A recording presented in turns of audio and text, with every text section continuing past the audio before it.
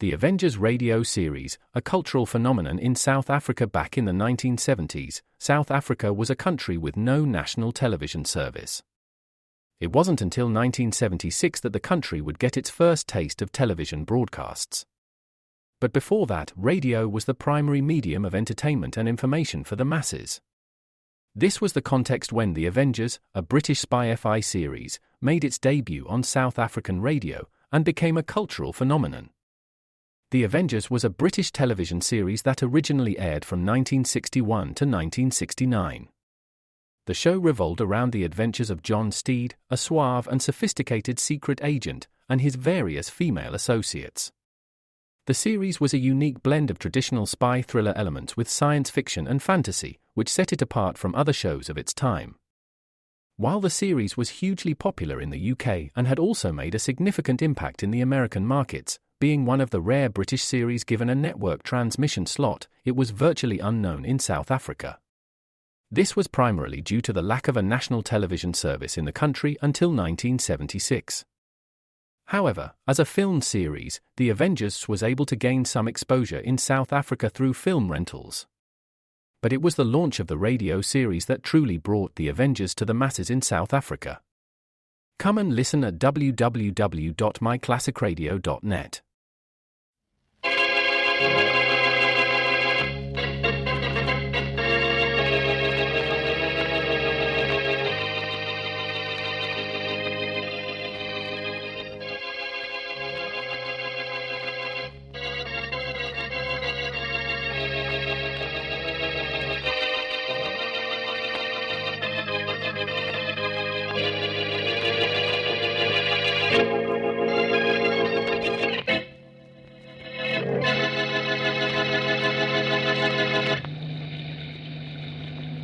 Some night.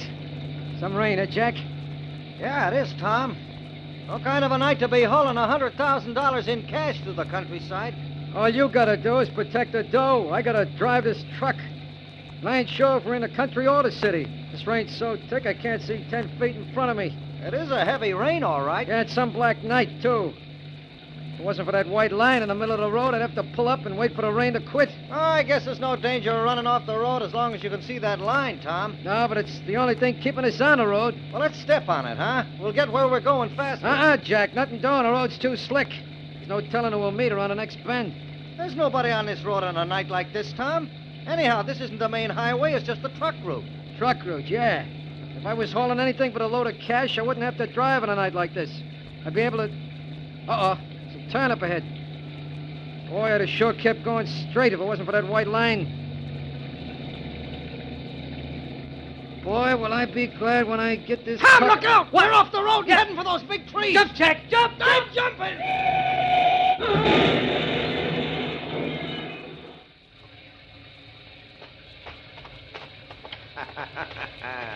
What a plan, Harry. What a plan.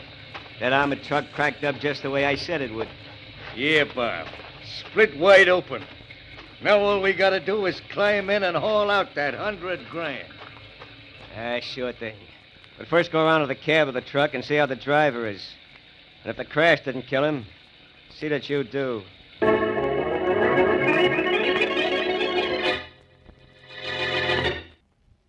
Now on to Dick Calmer as Boston Blackie. Enemy to those who make him an enemy. Friend to those who have no friend.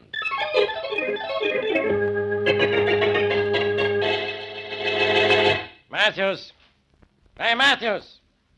Matthews! Are you calling me, Inspector Faraday? I wasn't yelling Smith. Come in here, Matthews. Oh, yes, sir.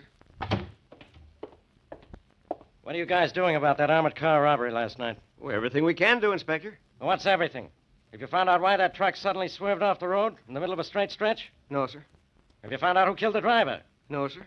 Have you found out what happened to the missing guard? Well, Jack Brewster? Yeah, Jack Brewster. Have you found out where he is and what he is, dead or alive? No, sir. No, sir. That's all I can get out of you. Yes, sir. So you've done everything, have you? You've done everything except to find out anything we need to know. Matthews, I want to know why that truck went off the road. Yes, sir. I want to know who stole that $100,000 and killed the driver. Yes, sir. I want to know what happened to Jack Brewster. Yes, sir. Can't you say anything but yes, sir, and no, sir? No, sir. I mean, yes, sir. I mean, we're working on the case, Inspector, and... Wait till I answer the phone. Yes, sir. Homicide, Faraday speaking. Hello. Inspector Faraday, this is Jack Brewster. Brewster? The same Brewster who was the guard on that armored truck when it cracked up last night? Yeah, Inspector, but I can't talk to you now about it. All I can tell you is I had nothing to do with the robbery, but that I know I'm going to be murdered tonight. You're gonna be murdered? Yeah, Inspector, tonight at 10 o'clock. I can't come down to headquarters now to give myself up because I'm on the track of the men who robbed the truck. I'll tell you the whole story when I see you. All right. Where will you be at 10 o'clock? At my apartment, 824 East 40th Street. Okay, don't worry. I'll be there before that. Hey, how are you so sure you're gonna be murdered? I'm positive, because the man who said he'd kill me tonight has never broken his word. You know him, Inspector. His name is Boston Blackie.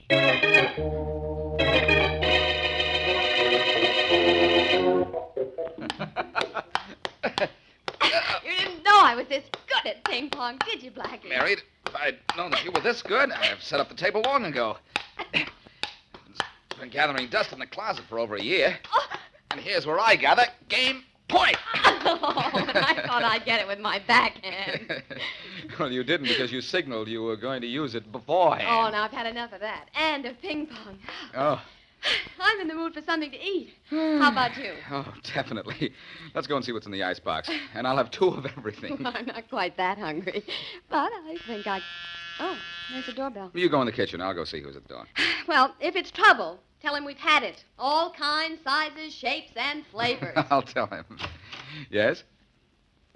It's funny. Nobody's here. Oh, well.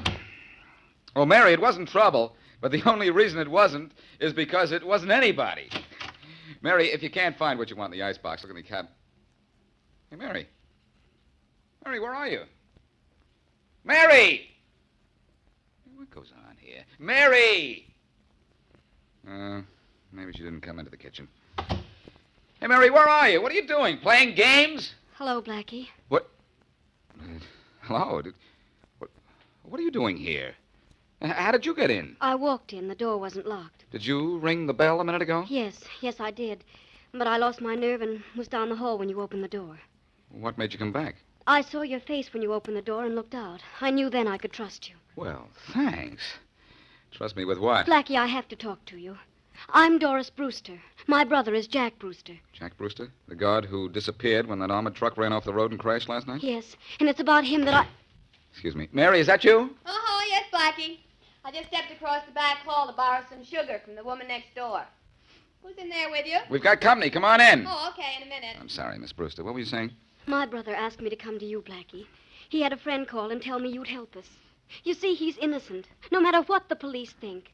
But he knows who is guilty. Well, why doesn't he go to the police and tell them? He says he doesn't dare, that they'll arrest him and never give him a chance to clear himself. I was told to see if you'd come to his apartment at 9:30 tonight. Here's the address. You know, Miss Brewster, I don't see any reason for me to get into this at all. All I can tell you is that Jack is innocent, and he can prove his innocence with your help. Isn't that reason enough?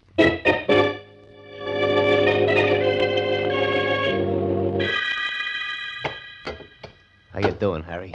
How am I doing? I'm doing fine. How are you back there? Following you up the fire escape and doing a good job of it. What time is it? We're on time. We're on time. Good. Can you handle the window all right? I'll let you know when I get there. When I get there, I'll let you know. I've opened windows before. Yeah. We don't want to be heard, you know. What am I, a dope? I know that. Hey, look, I'm in this thing with you halfway, ain't I? I'm all right at figuring things out, too. Yeah, you were very helpful in planning that truck accident, Harry. You planned it. Only the whole idea for it was mine. And, brother, did it work. It hasn't worked yet. Not till we take care of some unfinished business in this apartment. You want we should go in now? Yeah, let me see in there. Uh-huh. There's Jack Brewster sitting very comfortably in a big chair reading a book. He looks like maybe he ain't expecting anybody. He's going to get a surprise. His sister thought I was on the level when I had your phone her. Tell her you were talking for Jack. And got her to go to Boston Blackie's and have him here at 9:30. Yeah, we got a couple of minutes yet. Hey, Bob, you're catching the windows open. This is going to be a cinch. When Brewster gets up to answer the door, we can sneak right in and hide behind the drapes. And that's exactly what we will do. Brewster's going to get a surprise, all right. So's Boston Blackie. And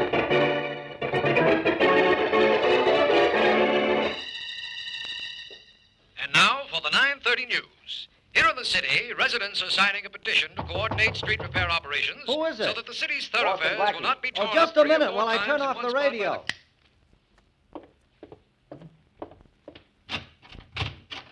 Come in, Blackie. Thanks. You're Jack Brewster, huh? Yeah. Oh, gosh, Blackie, I'm surprised to see you, but it's swell of you to come here. I'll know more about that when I know why I'm here. You know what happened last night? Sure, an armored truck ran off the road in a deserted spot and plunged down a cliff. You were supposed to be the guard on that truck. I was the guard, Blackie, until just before the crash. Well, I'll tell you about it, but first, do you know how much money was stolen? Sure I do. It was in the papers, $100,000 in cash, headed for a steel company payroll, only it never got there. Then you know I'm suspected of helping to rob that truck. Mm-hmm. It's been in all the papers. What's this?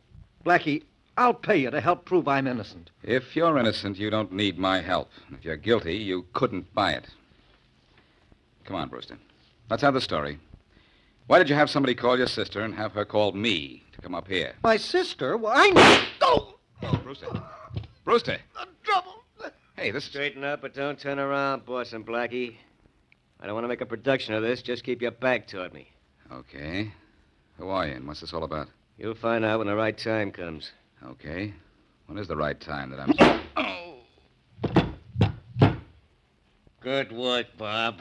Lucky we weren't caught by Jack or Blackie hiding in here. Yeah. I hope Blackie sleeps tight, Harry, and has pleasant dreams. Because when he wakes up, he's going to have a nightmare.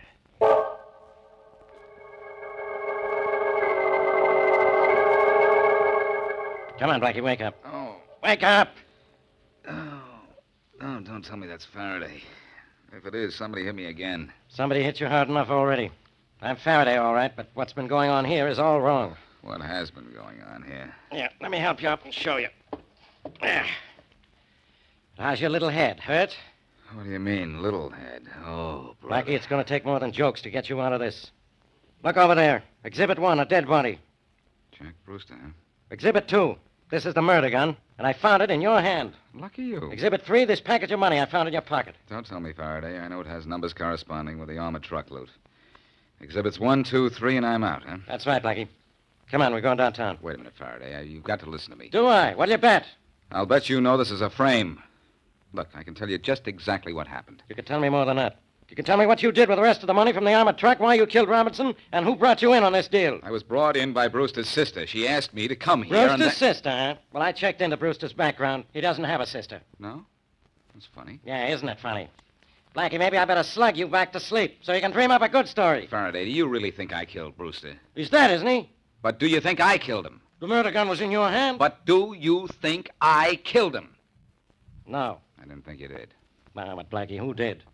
Why did that truck go off the road in the middle of a straight stretch? Who killed the driver? Who robbed the truck?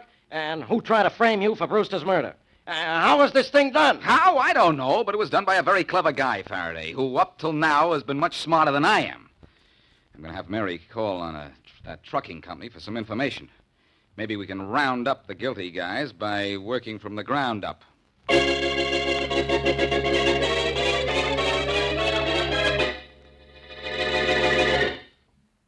Now back to Boston Blackie.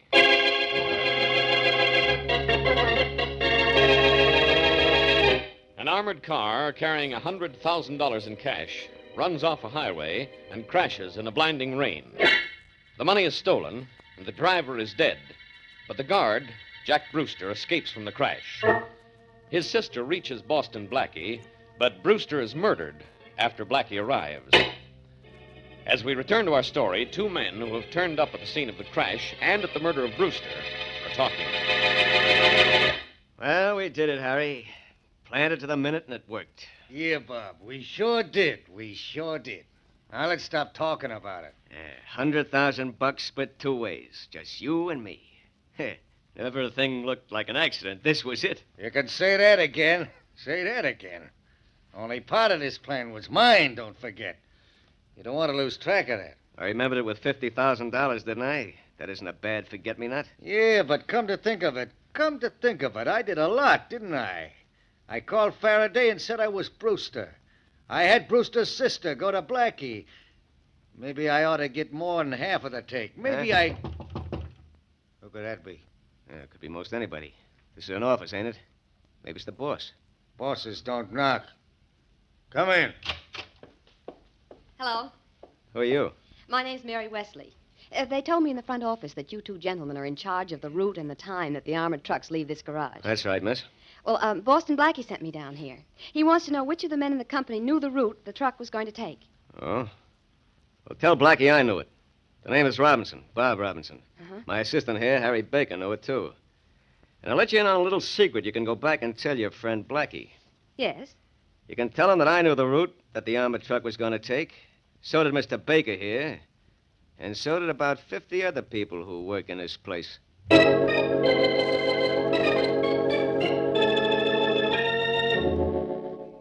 Well, genius, how much more time do we have to waste down here? Where would you prefer to waste the time, Faraday? In your office? Blackie, I've taken enough of your nonsense. You can stay out here in the country looking at a road if you want to. I'm going back to town.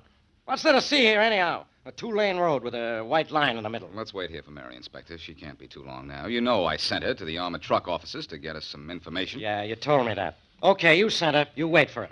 I can't see any reason that armored car went off the road at this particular spot, despite what you think. And with those little words of wisdom... There's a car headed this way, Faraday. I can hear. You can? My, wonders never cease. Hey, that isn't Mary in that car. Who said it was? Nobody. Faraday. It's the girl that you said doesn't exist. The girl who told me that she was Jack Brewster's sister. Hey, Miss Brewster! Miss Brewster! Hey! My, she was glad to see you. She probably got a look at you. That face of yours could stop a clock, but it works the other way around with a car. Very amusing. Now what? Say, Faraday, I've got an idea. Why did Miss Brewster's car go straight down the road? Why did a chicken cross the street? How do I know why it went straight down the road? It was following the white line in the center. Oh, Blackie, you continue to amaze me. Of course it was. All cars use that white line as a guide. Take a look at that line, Inspector. It's been freshly painted for a short distance, maybe 100 feet. Look. I'm looking. So what? I've got it. Faraday, the night the armored... Yes, the night that armored truck cracked up, this line was painted out and a decoy line was put down right there, leading straight to these trees over there. You see? That was substituted. I get it. The truck followed the line, cracked up, and this spot is deserted. Nobody heard the crash. Whoever planned this job figured the whole thing out, then he painted out his phony line and repainted the old one. In the rain? Well, that's right. It was rainy, wasn't it? Yeah, you were half right, Inspector. A piece of black cloth was laid over this section of white line. It kept the rain off it, and that's why this section looks new. And the truck would follow a piece of black cloth? Well, the white line leading into the trees was painted on another piece of black cloth, and that's what they followed. Jack Brewster figured out what happened, would have told me, but he was killed. This is starting to make some sense. Well, not to me. Who cares how the truck was wrecked? I want to know who wrecked it and killed the driver in the crash. And Jack Brewster afterwards. I must be slipping, Inspector. By a strange coincidence, I want to know that, too.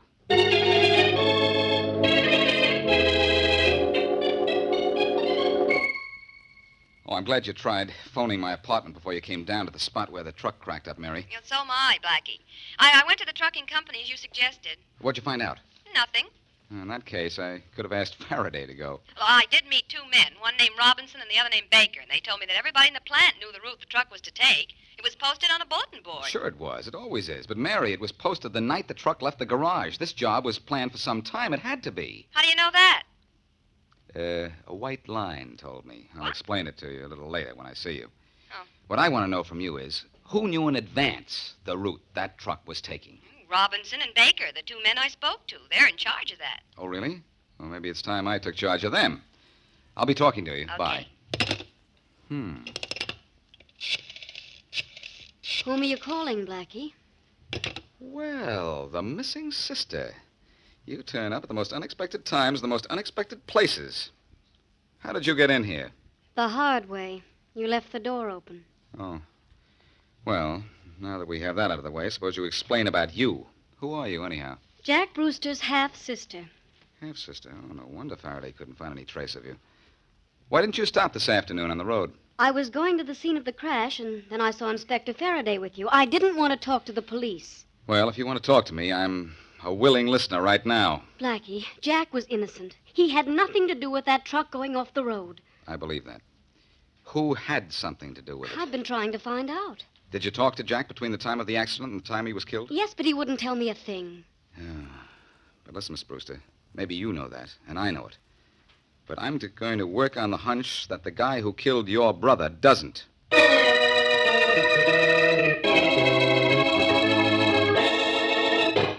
You work here 2 more weeks and quit. Get that, Harry? Sure, Bob, I got it. And you stay on for another month and you quit, huh? That's right. Maybe I'll purposely make a mistake and I'll get fired just so it won't be obvious. And I'll meet you somewhere and we'll really start to live. Suits me fine, Bob. Suits me fine. I think I... Hold it. Routing department, Robinson speaking. Robinson, this is a certain guy. You don't say. Don't play, Robinson. I'm calling you for your own good. I'm hip to that caper you pulled with the armored truck and the white line. Oh, you do know something, don't you? Jack Brewster told his sister, and she told me. You owe me $35,000. How do you figure that? That's roughly a third of the $100,000 you and your sidekick grabbed. The extra couple of G's I want for breakage. Ah, how do I get it to you? How about the spot where that truck cracked up? It's nice and quiet out there. That's good enough. How about midnight tonight? Suits me. See you out there, and don't forget to bring company. $35,000 worth of company. Okay. But that ain't the only thing I'm going to bring.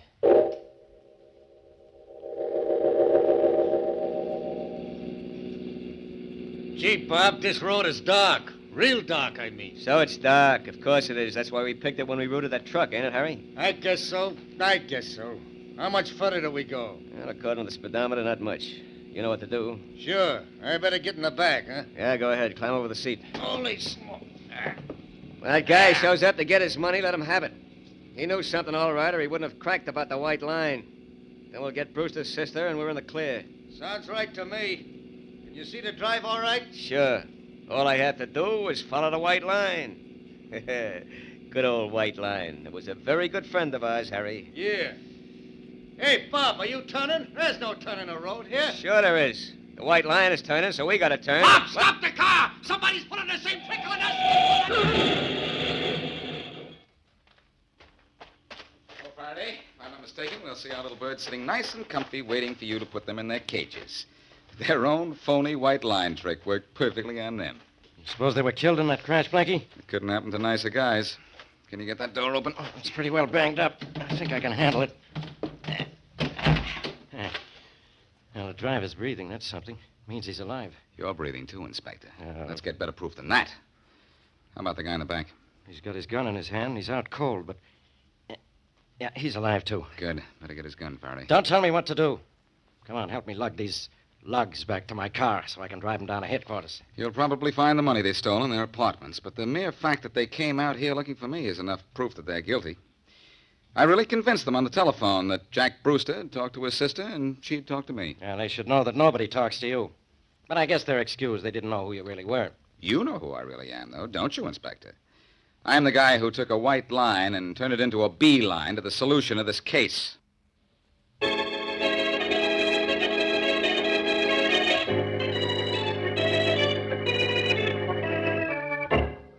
Is there anything we can get you, Miss Brewster? No, thank you, Miss Wesley. You and Blackie have been wonderful. I can't help thinking how stupid I was, though. Everybody says that about himself at some time or other. I wouldn't worry about it. Yes, but I fell right into the trap those two men planned. You mean about coming to me and getting me to your brother's apartment at 9:30? That wasn't too stupid, Miss Brewster. You had no way of knowing that it wasn't a friend of your brother's who called you and asked you to get me up there? No, of course not. We really met a couple of cute characters in this case, didn't we, Blackie? Bob Robinson and his pal phoned Faraday pretending to be Brewster, and then called Miss Brewster and pretended to be a friend of her brother's. I know why now. They wanted to be sure Blackie was at my brother's apartment when they killed Jack. And they wanted Faraday to find Blackie there. Oh, I said they were cute, didn't I? The cutest thing they did was that white line on the road idea. It's the most unusual gimmick I've come across in months. It would have been foolproof, too, except for the rain. After the rain, part of the white line on the road, the part that was covered by the cloth they set down, looked different from the rest of the white line. That's what started you on the right track, wasn't it, Blackie? Yes, and the track led right to Robinson and his friend. You know, switching their own idea by making them run their car off the road gave us practically all the proof against them we needed. Yes, I'd say that when their car crashed, it was their plan that really cracked up.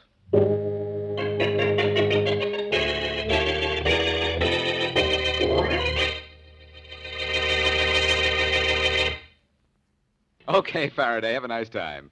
Have such a good time that you won't come back for a while. So long, Inspector. Faraday going away, Blackie? Yes, Mary, he's taking a little vacation. He called to say goodbye and warned me about Deputy Inspector Wells who's taking over for him. What's the matter with Wells? Well, nothing, except that he's got ambitions to take over Faraday's job. Oh? Well, you ready to leave here? I've been ready for 20 minutes. It isn't every man I'd call for and then wait around till he got ready to go out. Well, I'm not every man, Mary. I just think I am when there's a crime around that's crying for a solution. Let's get out of here before there's... What were you saying? It doesn't make much difference now, darling. I know what you mean. Only, take it easy on that darling stuff. That could lead me into trouble. Oh. Hello. Hello, Blackie. This is Sergeant Matthews at police headquarters. Oh, how are you, Matthews? Fine. Blackie, we just got a tip at headquarters that the Murdoch gang is organized again, and they got something hot going on tonight. I knew Faraday'd want you to know. Huh. Any idea where or how the Murdoch bunch is going to operate? No, but maybe Deputy Inspector Wells knows more about it. Yeah, we'll see. Thanks for the tip. I'll be seeing you, Matthews. Mary, Blackie, didn't I hear you promise Inspector Faraday not to fool around with any police cases when he was gone? Yes. And didn't you promise me that you'd take me out tonight? Yes, but, Mary, I'm afraid I'll have to break both promises if I'm going to break up the Murdoch gang.